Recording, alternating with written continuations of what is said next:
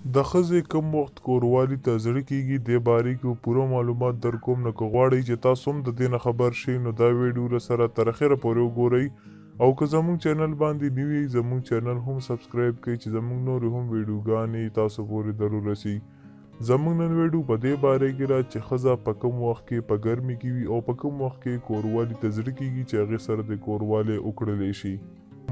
ملګرو د ښځې او خاوند تقریبا هر وخت زړه غواړي چې هغوی کوروالی وکړي، خو بعضې وخت داسې وي چې په هغې کې د ښځې زړه ډېر زیات غواړي چې هغه د کوروالی وکړي او د کوروالی نه دې خوندونه ترلاسه کړي. هغه کم وختونه دي هغې باره کې پوره معلومات در کوم. دا ویډیو له سره تر اخره پورې وګورئ او که زموږ چینل باندې نوي زموږ چینل هم سبسکرایب کړئ. ملګرو هغې کې یو وخت داسې چې هغه ډېر زیات ضروري ده چې کله خاوند ډېر زیات مسافر وي او ډېر زیات وخت بهر تیر کړي نو دغه وخت کې د ښځې شهوت او جنسي خواهش ډېر زیات سیوا شوی وي او چې کله خاوند دغه شانتې د ډېر وخت بعد راشي نو بیا ښځه ډېره زیاته شوق کوي او کوروالي ته ډېر زیات زړه کیږي. بیا چې کله ښځه او خاوند کوروالی وکړي نو دواړه ډېر زیات خوندونه ترلاسه کوي.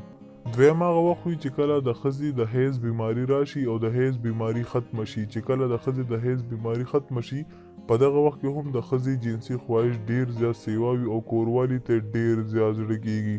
نو تاسو هم ګورئ چې کله مو د ښځې حیض بیماري وي او څنګه یې بیماري ختمه شي تاسو ورسره بیا فوراً کوروالی وکئ، ځکه دغه وخت کې د ښځې جنسي خواهش هم سیوا وي او کوروالي ته زړه هم ډېر زیات کیږي.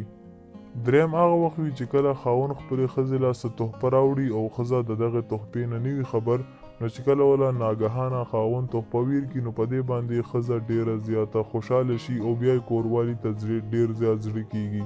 نو دې باندې ښځه ډېره زیاته خوشحاله شي او بیا یې کوروالي ته ډېر زیات زړه کیږي. نو چې په دغه وخت کې ورسره تاسو کوروالی وکړئ نو ښځه به د کوروالي نه ډېر زیات خوندونه ترلاسه کړي. نو دا و زموږ نن ویډیو. که دا ویډیو خوښه شوي وي دا ویډیو لایک کړئ، زموږ چینل هم سبسکرایب کړئ.